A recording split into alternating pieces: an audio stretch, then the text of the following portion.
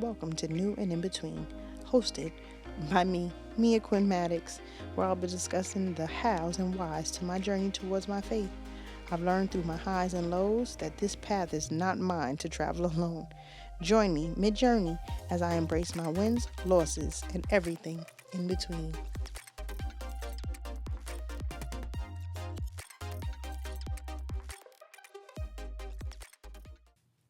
Hello, hello, hello, hello. This is New and In Between.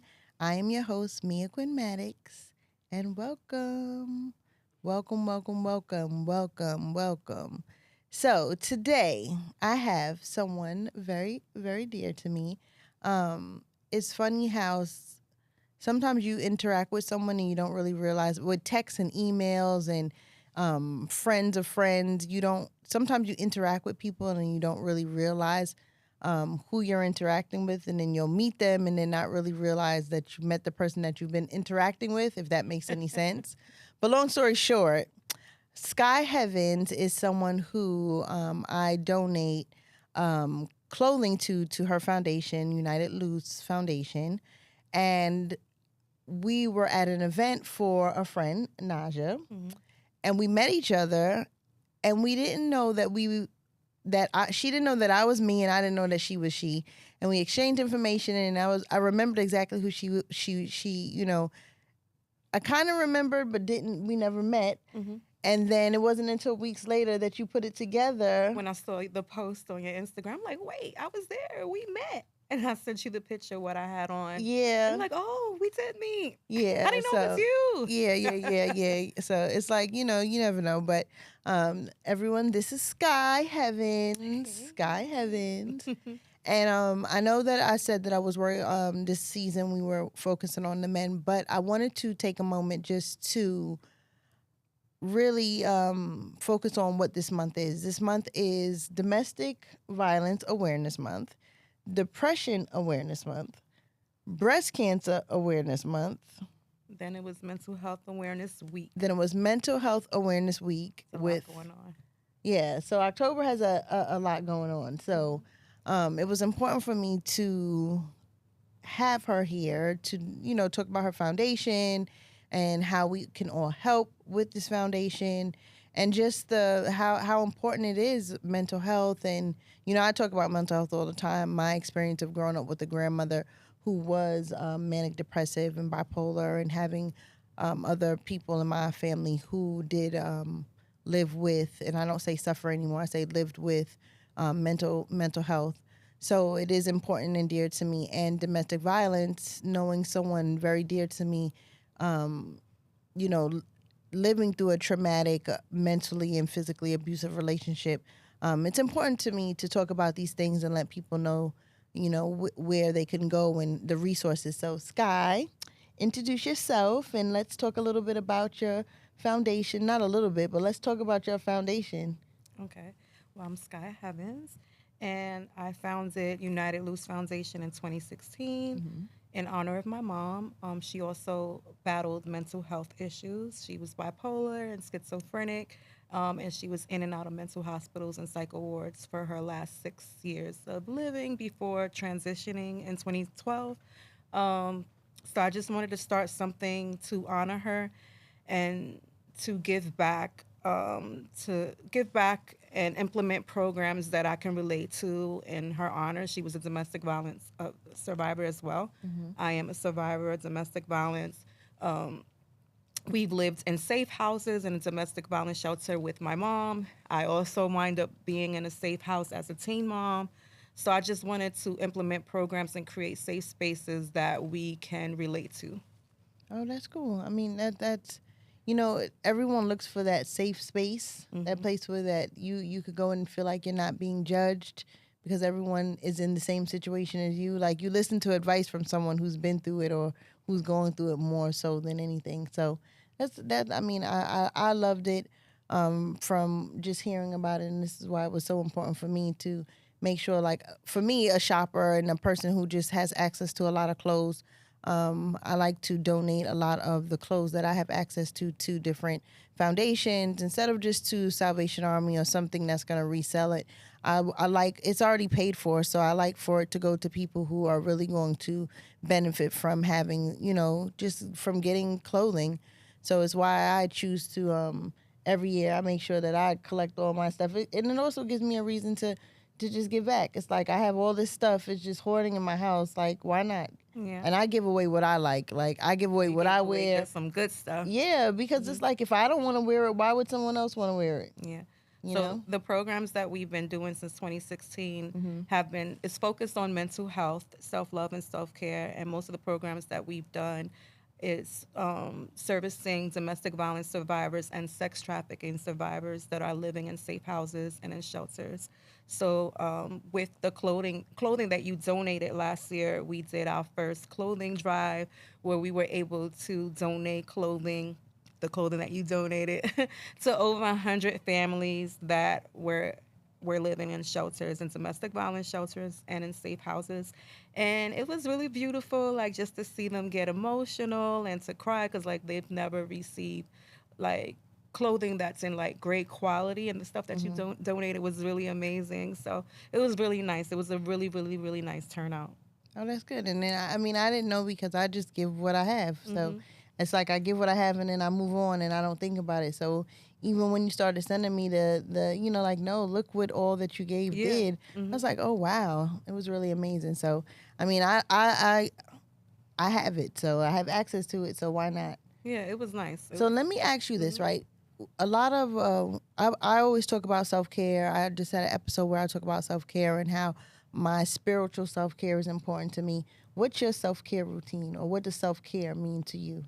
Well, I make sure that I practice what I preach because I'm always telling other people what to do to self care, and that is part of what we do with the programs. And sometimes we can get caught up in work mode and always working, working, working. So it's really important for us to make time for ourselves. So I take time where I just unplug. I totally unplug from social media, from my phones, and I just take time to recharge, to read books, to meditate. We were just talking about grass and grounding. So I do take time just to do that. I love the sound of ocean. So I might go to the beach when the weather is nice. Or if I'm on the West Coast, and I just like go to the beach and relax and just meditate and just listen to the sound of the ocean. Or like, we pamper, like self care, massages, doing the hair, doing the makeup. That's part of self care as well. It may come across as vanity, but it does I help don't. like restore self esteem. Not, I don't feel like it. I feel like, if you feel like you're beautiful, there's lots of things to do to enhance. Like we season meat, we season our food, like, That's true. so it's like you're just doing something to enhance it. And you polish your silver. I mean, it's like, you feel good when you feel good. But when you put on your little makeup and, or your lots of makeup or whatever it is that you gives you, that confidence, as long as the confidence matches when you take the makeup off, I feel like it's fine. That is Like yeah, it's 'cause you fine. have It's to not work like on you're your inner. masking something. Like if you feel the same way, if you feel just as beautiful with your makeup on as you don't, then why not? Yeah, we have like one of the programs that we have been doing is called Pamper Me Pretty. So we have Pamper Me Pretty, and then we have Pamper Me Pretty, Mommy and Me. Pamper Me Pretty, we give the women makeovers, hair, makeup, clothing, and then we do the same for the kids. And then we offer them after they receive the makeovers, they'll have a photo shoot, headshots, professional headshots, and family photo shoots. How does that make them feel? Like Oh, what's they the reaction from Okay, so seeing normally when that? we do that, it's really emotional. So the volunteers, I'm crying, they're sharing their stories of what they've gone through or going through. So it's really an emotional time, but it's also happy tears. And I mean, we haven't touched on self cutters. We have throughout the photo shoots, we don't really talk about how abuse affects children. Through the photo shoots that we've previously had, we've noticed that there were several self cutters, and where the parents and nobody even knew that they were doing that. And through the photo shoot, I zoomed in personally and was like, oh my god, and I had to send it. So it's an emotional time, happy tears. It's nice, and the way that I came up with that particular concept. When I lived in a safe house, I lived in a safe house when I was I want to say 16 years old. Mm-hmm. And I always been like a creative person. I always loved doing hair and makeup and so forth. So every Tuesdays, I will give the women makeovers in the shelter. And that was your thing. Yeah. So every Tuesdays, I will personally, I lived Mm-hmm. in a safe house too. I'm also a survivor of domestic violence. Mm-hmm. So every Tuesdays, I will give the women makeovers, do their hair, do their makeup, and I would cry. They would cry. Mm-hmm. Like some of these women have never even let their hair down. Like, Mm-hmm. so even like we would have to like, no, you look beautiful. And so they were so scared to even let their hair down. Mm. So like doing that now, I would have never thought that I'll be doing that now as an adult. Because in honor of my mom, I did always wanted to start a nonprofit. I just didn't think that I would have started it because of my mom transitioning. Mm-hmm. But yeah. Now let me ask you, how hard is it to start a nonprofit, and what is the nonprofit world like? Okay, that's a good question. So starting, I lucked out. It's God and my mom. So in terms of like, you have to have a 501c3 Mm-hmm. in order, and then that's a tax deductible. So you have to have that in order to start a nonprofit. And when I applied for it, I want to say I applied for it in 2016, Mm-hmm. and I was approved 2 days after my mom's birthday. So my mom's birthday was March 5th, and I received the letter saying that I was approved March 7th. Okay. So I took it like Thanks, as a Mom. sign. Mm-hmm. Yeah, I took it like as a sign from my mom. Mm-hmm. And then what was the other question? I'm sorry. So it's like, just like, what's the, everyone does things non-for-profits are like easy, or It's not maybe they don't easy. think that it's easy, but like it's not as hard as starting a business. Like, what are the trials and tribulations of having a non-for-profit? Like, what's the world of non-for-profit? Okay, so I'm just the world of non-for-profit. Okay, so it starts with having a 501c3, and it's not always easy to get a 501c3. Mm-hmm. So in the meantime, before you have a 501c3, you can always get like a fiscal sponsor. That would mean like you can partner with another nonprofit that already has a 501c3, Mm-hmm. and then they'll sponsor you, and then you guys will work out how the donations will go directly to the fiscal sponsor, and then they'll give, you Now, guys when you work it say out. donations, Mm-hmm. what do you mean donations? Like, everything that you get is from what people give. So monetary donations. So Mm-hmm. like let's say if you want to start a nonprofit and you don't have a 501c3 yet, and you're doing like a monetary fundraiser where you're collecting funds, Mm-hmm. then you do it through a fiscal sponsor, and that would be a nonprofit that already has a 501c3, Mm-hmm. and then you guys will work out like the logistics like of how the monetary donations will go to you, to Mm. your nonprofit, until you get your own 501c3. And then when you get your 501c3, you're still all dependent on donations. Yes. So it's basically like in kind donations and Mm-hmm. monetary donations. So Mm-hmm. in kind donations would be donations of clothes, donations of socks, shoes, like just donations of service. So like Mm-hmm. let's say like um, a photographer or videographer, they can donate their services, and they'll receive a tax deductible for their services. Mm-hmm. Or you can do monetary donations, where monetary donations like will help like with operational costs and with like your programming and all your expenses All to right, help. now let's just pause for 1 second Yeah. and let everyone know, how do they donate to your foundation? So everyone could donate at unitedluzfoundation.org. Just that's our website. The donation button is there. And listen, Starbucks is $8. Me and my sister went to Starbucks this morning, and she bought 2 coffees and a croissant, and it was $14. And I was like, $14? What did we buy? So give up the Starbucks for a week and donate some money, because it helps. Like, it really does. It does. It really does. Yeah, it help. does. And I would give advice for anyone that wants to start a nonprofit. Like I kind of did it backwards. So I was just like, I didn't think of it as a business. I was in a great deal of depression myself. Mm-hmm. So I just wanted to give back and help. And that just made me feel better. Like it filled me up. It filled my cup up. So I never did a launch. event. I never did a launch event. No, Never. you just said, all right, I'm I starting my just went foundation, straight to and the that was it. programs. I just been helping people since 2016 doing programs. I've never had like a fundraiser. I never had a launch event. So I kind of did things backwards. Like normally you want to start a nonprofit, you do a fundraiser, you do a launch event to let people know you raise money, and then you implement these programs. Yeah, I but did all those everything things out of my own cost. pocket. Yeah, but all those things cost money doing a launch, and then I'm sure you're gonna want a fabulous launch, and I then you're just gonna. wanted to help people. So Yeah. we did our first program in 2016 in December at a domestic violence inside of a domestic violence shelter. And most of our programs, like we have to protect the integrity and the they're in hiding from their abusers. So it's not like I'm thinking about getting press or anything like that. It's Yeah. really just like from the heart, like and all of our volunteers are selfless and kindred spirits, which this is what we be talking about, like just aligning ourselves with people that aligns with our purpose. Yeah. So I've been blessed in that sense. Yeah, I mean, for me too, it's like as I say, oh God, surround me with people like, like faith people, like-minded people, people that have purpose that can help me with my purpose, that I can help them with their purpose.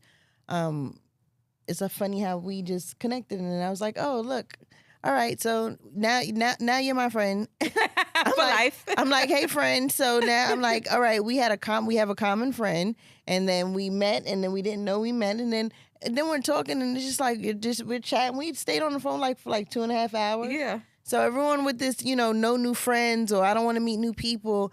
As you grow, you outgrow people, you grow into new people, and you have to be open to new relationships, new friendships. For me, if I'm gonna practice the new things that I'm learning, the new ways that I am, and as I'm praying for God to send me like-minded people, like-oiled people, or friends that are for this part of my life, I have to be open to that, and it's like then when we find out you are a background singer, well you're a singer, but you toured, so we were able, I toured, so it's like then you're like, oh shoot, we got things in common, because we really don't meet very many people who understand That life. the touring Yeah, life. that's true. Everyone thinks it's like the glamorous life is of the not. rich and famous, and it's like, girl, you be depressed I running was through. depressed. Listen, okay, you don't be realizing, and they be like, oh, but you're in such fabulous places. Yeah, by myself. Yeah. People just don't get it, and it's good to meet someone that. Then it's like, oh, girl, you understand me. So when I'm saying that I didn't want to go there, and everyone's like, you don't want to go there, and I'm like, no, I'm gonna be there for 8 hours. Like, no, I don't want to go to Jakarta for 8 hours. So yeah, that's cool. We definitely bonded over that. And So talk a little bit about that, because that's like super interesting. You toured. I've toured for like 15 years. You toured. You sing. And you want to say some of the people that you've whose stage because to me, I always sing the background sing. I don't really sing with the person is singing. I'm always with the background. Oh, you remember the background? Yes, I remember the background. That's the part that you remember. So that you guys are key. So tell us, who have you sung with? Okay. It's always a little weird for me to be like, oh, I sung with this and that. So it's just something. That's amazing. I know. Okay. Thank you. I tell everyone all the time, the supporting actress, support is what helps to keep the person upstanding. So that's, to me, the most important part. It's not the person in front, because we know that the person in front has a million other little people behind that's helping them to stand, straight. Beyonce's not just Beyonce by herself. Yeah, I agree. So let's go. Okay, so I've sung for Robin Thicke. I sung with Eminem for 5 years. Nicki Minaj, One Republic. I started out with Carl Thomas. The list would go on and on and on. Oh yeah, so you does this. Yeah. Yes. See? Okay. We definitely have to make sure we continue to pat ourselves on the back, because it's not easy touring. No. Touring is not easy. It's not easy at all. Like, people think that, oh, it's so fabulous, but it's literally just going. Yeah. I think for the last 6 years of when I was touring, heavily touring, My mom was in and out of mental hospitals and psycho wards. I think I shared that with you, or maybe not. Mm-hmm. So I would be touring, and then like right before I get on stage, I am literally like on Skype calling the cops because she's missing from the psycho ward, or and then perform, and then get off stage, and I'm going back on Skype trying to locate. So it was not. I wasn't really able to live like in the present, Mm-hmm. like in the moment. So it looked glamorous, and it was definitely a beautiful experience, but I can't say that I really was living in the moment because I had so many distractions. I had so much going on with my mom, Mm-hmm. and I was really depressed, and I didn't even know I didn't even know I was in a depression until I got out of it. So yeah, that was like the Yeah. last 6 years. Yeah, it was I mean, my crazy. grandmother suffered. She lived with being manic depressive and bipolar for, I mean, as long as I know, and just living with a family member who lived with mental illness. A lot of the focus goes on to that family member, which doesn't allow you to focus on yourself or on to the other family members or other things that's going on. So I totally get it. And the in and out of the hospitals and the getting out of the hospitals and the people like, well, how does that happen? It's like it happens. It was just with my mom. She never battled mental health issues, Hmm. so we will never know what happened to her. I will never know exactly what happened to her and Hmm. what clicked that she completely lost her mind. Um, but she lost her mind, and then all of a sudden she was diagnosed. She was in her 50s. Normally, like when you're diagnosed with bipolar or schizophrenic, it Hmm. shows up in your 20s. Hmm. She was diagnosed with that in her 50s. Mm. So she passed away when she was 59, and in those last 6 years, she was diagnosed with being bipolar and schizophrenic. So we really didn't know, and we didn't understand what happened to her Mm. because she just like it was just like a switch just went off. Like she was like completely gone, like gone, Just gone. mentally gone. Hmm. Yeah, like literally. So it was hard. I'm sure because now you have to deal with your mom in a state that you've never seen her before. It was And crazy. it's like if you're not really getting the answers, because that's how I felt with my grandmother. It was like when you don't get the answers when you don't get the answers, you create your own answers. Yeah, And usually the answers end up being something that has to do with you, yeah. which it never has anything to do with us. But we will create that because it's the only thing that you think of. It's like, okay, well, this is affecting this person. Maybe it's me, or I don't know what's going on, I don't but know. somehow or the other, it always affects you. Yeah, it definitely affected us. I don't think my brother nor myself, have ever been the same ever since that happened. And just to see her deteriorate the way that she did, I mean, honestly, I just don't know what happened. And then another thing is like we really don't talk about like conservatorship. Like we watched a little bit of it. Like did you watch like the Wendy Williams like Mm-mm. Okay. So when I watched the documentary, it was triggering for me because, Mhm. like, in the state, my mom lived in the state of California, Mhm. and at the time she was married. And while her husband was telling us that he could take care of her, he told the doctors that he couldn't take care of her. Mm. So then I remember the hospital calling me and my brother, and they were like that the state of California is about to take conservatorship over your mom. And I was like, oh, no, no, no, no. And I'm like, well, what happened with my husband? They told me what the husband said. I called him. He didn't pick up.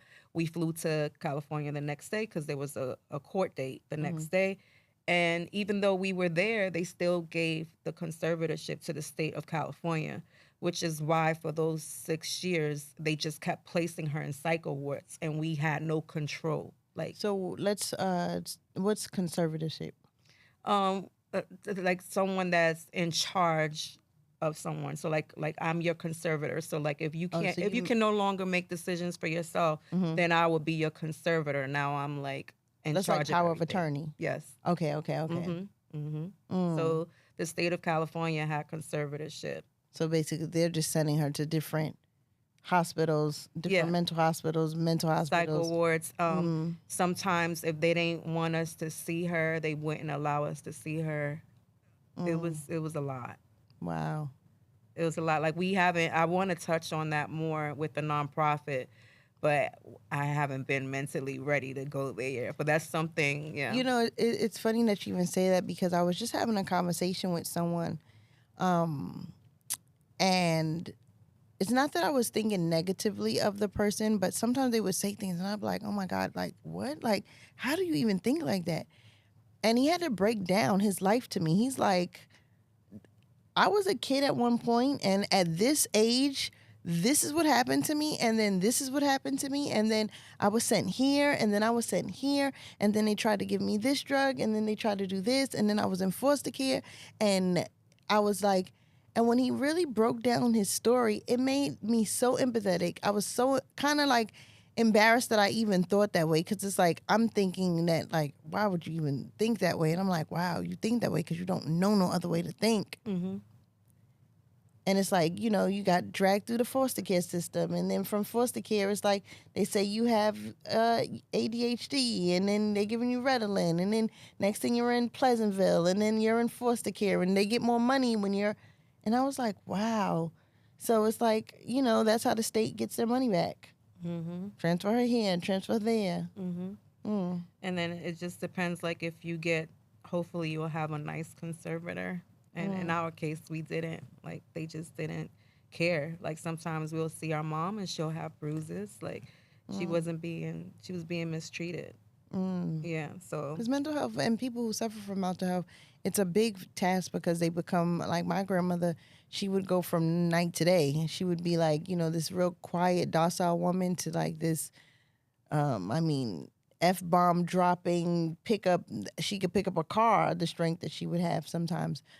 So if you're not used to that, or if you're not even, you know, just educated in those kind of mood swings, and I don't really know if you would call them mood swings, but in those kind of swings, I guess the episodes, manic episodes, then you know. Yeah, you definitely have to educate yourself. Like, crazy thing, in my early 20s, I always been into psychology, and I had these books on, like, human behaviors and human brains. So I was questioning the doctors, like, when they actually diagnosed my mom, because I'm like, aren't you supposed to be diagnosed? Like, normally people that are schizophrenic, as I shared earlier, or bipolar, they're normally diagnosed in their 20s, and she's in her late 50s. So I was kind of challenging, like, her diagnosis, because I didn't understand what was happening to her. Like, sometimes she would be coherent. They were giving her a lot of medications. She was still off, you know. All of a sudden she'll be on again. It was just crazy. Yeah, no, it was just crazy. And the mind is like a whole movie. It's a powerful thing. You know, we don't really understand, and we think that medicine is the first thing that's supposed to fix things. So you're taking that, and we don't realize that that's messing up something else, and because it has side effects. Yeah. This is why, you know, I always I always give this book to my friend. It's The Garden Within by Dr. Anita Phillips. And she basically relates the human body to a garden and to a seedling, and to how that's where I got that whole idea of like how trees connect and everything. It's she kind of just breaks it down in the simplest terms of like how the body is set up like a garden, like how we grow and how, you know, the nerves and things and the roots of trees attach, and you know, the traumas that we pass down from generation to generation. Which and book is this one? The Garden Within. I never read that one. Don't worry, I'll send it to you. I'll send it to you because they have it on the audiobook. I send this to all my friends. It's really a good book. It sounds good. And she just breaks it down, and she brings the Bible into it, and she makes it so simple. It's like, oh, that's what God wants us to do? Oh, I'm over here bugging out. I'm over here stressing out. I'm over here trying to think in my own way. And it makes it so simple to where, like, when I'm stressing out over something or when I'm overthinking something, that concept comes into my mind, and quickly I'm like, oh, okay, let me do this or let me do that. And then, you know, my decisions change or my thoughts change, or how quickly I'm able to catch myself when I'm in a negative thought and make it a positive thought quickly. I'm telling you, I would be reading this book. Reading the book, listening to the book over again. That sounds good. No, I was just mentioning to him the book, The Celestine Prophecy. Have you read that one? No, I haven't read that one. What's that one about? Well, it sounds like the one that you're sharing with me. So it basically, like, it breaks down, like, your upbringing. Like, if you're the kid that always cries, and once you cry, like, the parent, like, like embraces you, then it kind of shapes you into being a specific type of an adult. So it kind of like breaks down your childhood, how to trees, energy, grounding, like we were talking about earlier, grounding. Um, and it's all about energy and energy transfer and so forth. So that's a book. I've probably read it maybe like 3 times, and every time that I read it, I received something different that I didn't receive the first time. So Yeah. it's a really good book too. Yeah. To me, I just like, I was never a nature girl because I'm a super city kid. Like, but it's where it's like, when after reading this book, it's like, oh my gosh, there's a whole nother world underneath me with all these trees. There's so many different trees. They're all connected on the bottom.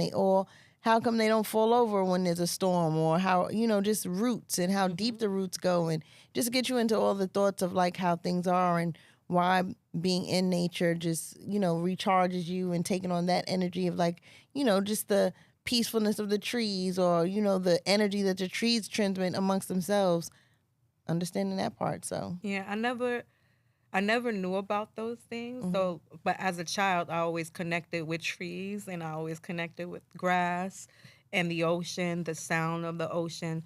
But now as an adult and reading all these books, I'm like, oh wow, like all this time I just felt connected to it. I didn't even know. I just loved it. oh, you definitely should read this book. You're gonna really love it. We'll talk about it again. Yeah, yeah, You'll yeah. definitely love that Yeah. book. Yep. And then even like when you mentioned like overthinking, as an empath, like you also absorb other people's energy. Like everybody, a lot of people has mentioned that they're empaths, and like we all have as different versions, I guess.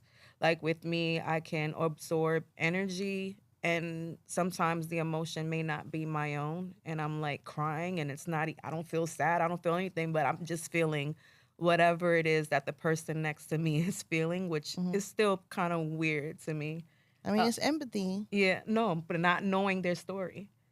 I don't know if that's ever happened to you. Like I've like literally will be next to someone that I know, but I don't know anything that they're going through, and I literally would start bawling, crying. There was one time that I started bawling, crying, and I'm like, oh Hmm. my god, like, and she's like, oh, you feel everything I'm feeling. I didn't know anything she was going through. No, It's it's weird. no, that's never happened to me. I mean, I could pick up like when someone's not in a good mood, or it's Mhm. like calling reading the room, Oh or yeah, when I have someone that. you could pick up when someone's not in a good mood, or if someone's sad, or if you're around someone enough, like you feel when you're like, oh, she's not in a good mood. I can feel it, or he's moping around, or she's sad, or like when you're around people, I feel like that you also pick up on how they feel.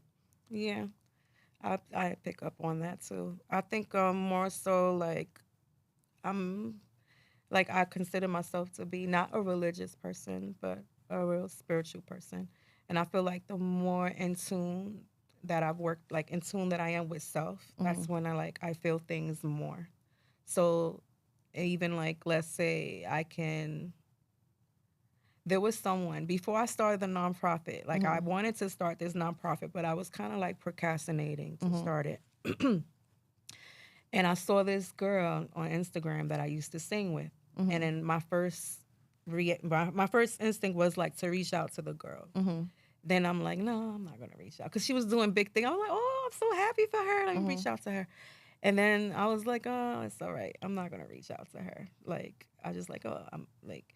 So I went on with my day, and I think 2 days later, I heard her name, and I Hmm. woke up out my sleep. So I heard like her name. I woke up out my sleep, and I'm like, okay, let me just reach out to her. Let me Hmm. just go reach out to her. And then when I go to reach out to her, she is all over that she committed suicide. So I was Hmm. just like, wow, like what? Like I just had this girl's name like In your head. wake me up out of my sleep. Hmm. So now like even if it's weird, because it does feel weird to me, like I'll have dreams of things and stuff, I'll still share it. I'm like, I don't know what it means. I know it's weird, but I'll share the dream, or I'll share what I hear, and whatever it means to them, it means to them. I don't know why I'm having these things, but those things happen to me a lot. Listen, it's your connection. Yeah. It's your connection. So when let's talk about some of the other programs that you do, because if self you do for self care, the Make Me Make me now. What is it again? Make me feel pretty. Make me pretty. Pamper Me Pretty. Oh, Pamper Me and Pretty, the which is Pamper such Me, a cute name. Naja came up with the That's Pamper Me Pretty name. such a cute name. And then what are some of the other programs that you're doing? Well, that's the main one that we've done. Like we have another like for teen dating violence and a bullying forum that we've done. Like Teen dating violence. yeah. Now this is a thing. Teen dating violence. Yes. Let's talk about that. Okay. So when I went through my situation as being a survivor, I went through it as a teenager. So I was with the person for 6 years. And I went through it as a teen. I lived in Covenant House for a week, and I was so young. I had to become an emancipated minor in order to go to a safe house because I was in hiding from the abuser because he was a stalker. And that was during my teens. So it's really important to raise awareness to that as well. See, as I'm saying, like, what is that? You don't think about it, that it starts that early. Yeah, so it does. It starts like in your early teens. So it's just like all about like healthy communication, what healthy communications look like, and red flags, emotional intelligence, having control over your emotions. Like we're not really taught that, you know what I mean, in school. Like we're not taught how not to allow our emotions take control. So that's really important in raising awareness in teen dating. And then we don't really talk about like the statistics, like over 70% of homicides, 96% of the victims are women, and it's due to either murder, suicide, or being killed by the domestic violence abuser. We don't think about that. It's So crazy. everyone who watches Snapped and all these shows, like you don't really think, you see it for the hour or however long the show is, but you don't think about how many people are really dying by this day by day. Yeah. And then it's like when you think about, because like the first thing that most people would be like, well, why didn't she leave him? And she probably did leave him because like most of the time, over 70% of the time that there's a murder, it's because she either left him or because she was trying to leave him. Yeah. That's crazy. It is crazy. Because you don't think about it. You know, we go, when you're not in the situation or when you don't know someone who's in the situation, because most of the time, if someone is, they're not open about it. What you think you know is definitely not even part of what they're going through. Yeah. So, you know, it is important to be kind to people. You don't know what they're going through. Yeah, that's I always say to give people grace, because like even if they're coming across, you just don't know what they're dealing with. Like whether, like for me, I've met people that like maybe like have an attitude, like walk around with a chip on their shoulder or whatever. Like I always give people grace because I also am aware that I used to be that person. I was that teenager that walk around with a mean face, with a grill on my face, or I used to always have glasses on, which I was trying to have some glasses. You said no. Nope. Nope. Look, I didn't put mine on, so you're not putting yours on. Nope. So I used to always wear shades on because I didn't want to be seen. I didn't want anybody like to see me, to look at me, look at my eyes. So I would just like hide in my clothes, hide in fashion, hide in shades. It's just good. Just give people grace. You just never know what people are dealing with. Yes. Yeah. So let's see. Let's let everyone know what where you can donate money. And what you need, like for whatever it is, like if you need makeup, if you need makeup artists, if you tell everyone what you need, so that people could who are in the, you know, want to give and give time or give a product or give a whatever it is that you need. Let's tell everyone what you need. We had a conversation about this too, about asking for help. Remember? Yeah, because listen. We are going to ask for what we need. Closed mouth don't get fed. And if we want to live a soft life, then we got to make it easier on ourselves. And the way you make it easy on yourself is by asking for help. So the floor is yours. Let the world know what you need. Okay, so you can donate to UnitedLuzFoundation.org. That's United Luz, L as in lion, U-Z as in zebra.org. And we're always looking for volunteers, like if you're a makeup artist, a hairstylist, if you want to donate clothing that's either brand new or gently worn, for women, for children, for babies. We also collect toy donations for Christmas, where we give it to kids that's living in shelters and in safe houses. Um, and in-kind donations of beauty products, self-care products, hygiene products. If you're interested in volunteering or donating, make sure to reach out to us on our website, unitedluzfoundation.org. What's your Instagram? My Instagram, let's start with United Luz Foundation is the Instagram, United Luz Foundation, LUZ. And my personal Instagram is Sky Heavens, SKY, heaven, like you're going to heaven with an S. There we go. There we go. So people, listen, donating is a big deal. It is it's part of what we're supposed to do. You're supposed to be generous. The more you give, the more you get. We don't give to get, but I sow what I want. If I want to be loved, I'm sowing love into people, and then that's what I'm getting back. I need help, so I'm helping people. And then when it's time for me to ask for help, I don't feel like it's anything. I'm like, I help people. Why can't someone help me? Yeah. So that's what we're doing. That's right. And there's a platform. Great. I know I give a lot, so that's where all my stuff would be going to. I already got tons of bags. Me and my sister were like, all right, girl, get this stuff together. So this is a great foundation to donate your time, your money, give up that Starbucks for a week. I have a friend who is supposed to be giving up Starbucks, so I'm gonna text her too, because that Starbucks, those 2 venti matcha lattes that you buy every day, that could go to helping someone out here, and we're gonna get that going. So, if you're doing anything for the holidays, any coat drives, we'll make sure that we get all that information, and I'll post it on my Instagram. We'll make sure that you guys all know what's going on as the holidays are starting to approach. And as we are buying new things, we should be getting rid of old things, and a lot of our old things are still in great condition. So there we go. Thank you for your time. Thank you for coming. Thank you for having me. I appreciate it. I appreciate it, friend. Aww. Thank you, Naja. Aww. Thank you, Naja, for introducing. Naja was another guest, so you guys, there's tons of episodes prior to this one. So click like and subscribe, and catch me on the next episode. I'm Mia Quinn Maddox. New and in between. Peace. Peace. New and in between. Check it out. YouTube. Click like and subscribe. Subscribe. Thanks.